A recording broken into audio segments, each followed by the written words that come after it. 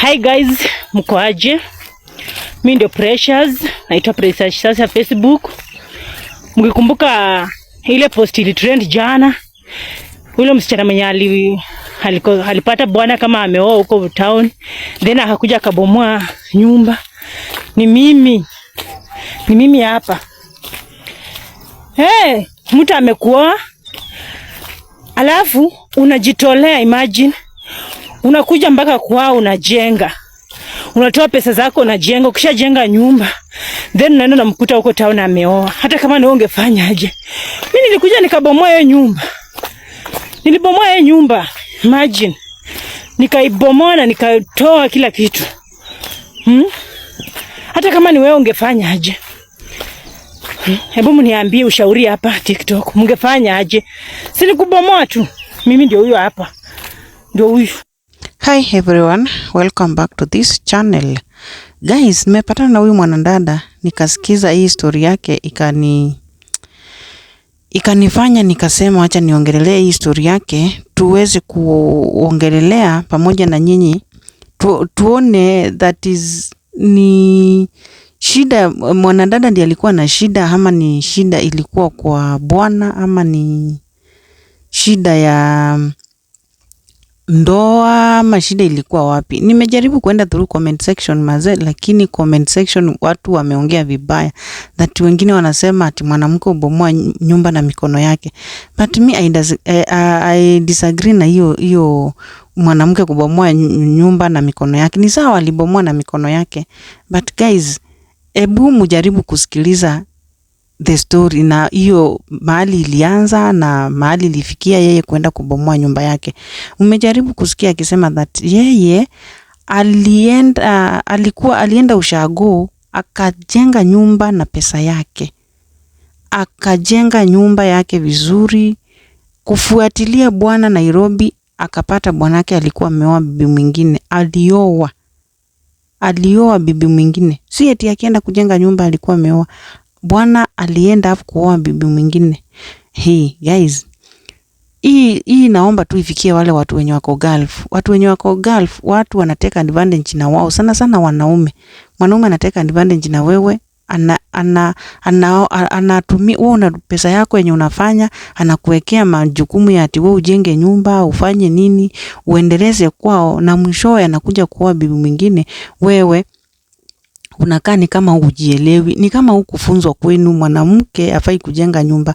My friend, chenye naweza sema, sijui nyinyi wasikilizaji mtasema nini juu, kwa maoni yangu uonaje, mwanamke ukipata pesa, tafuta mahali pengine ujenge, lakini si kwa kina bwana yako. Si vibaya kujenga nyumba, wanawake wamejenga, wamenunua maploti wamejenga, but kwenda kujenga kwa mboma ya kina bwana yako, hiyo nayo mwishowe lazima tu inakuja kuleta tu ufurugano. Sijui mmeona ngapi zimejengwa na zikakuwa hazina ufurugano.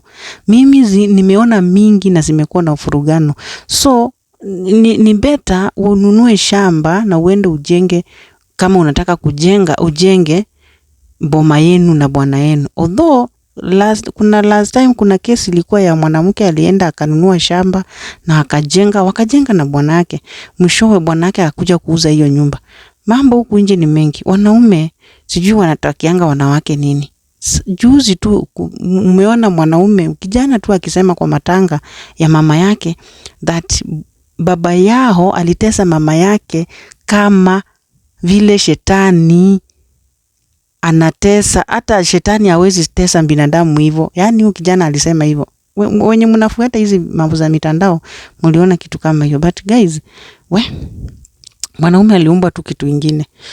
So ni vizuri sisi wanawake unaangalia ni mwanaume mgani uko naye na ni anaweza fanya nini na nini hawezi akafanya. Although huwezi sema ni nini anaweza fanya, but vitu zingine zinaonekana. Kuna vitu unafaa uone zikualati vitu zingine.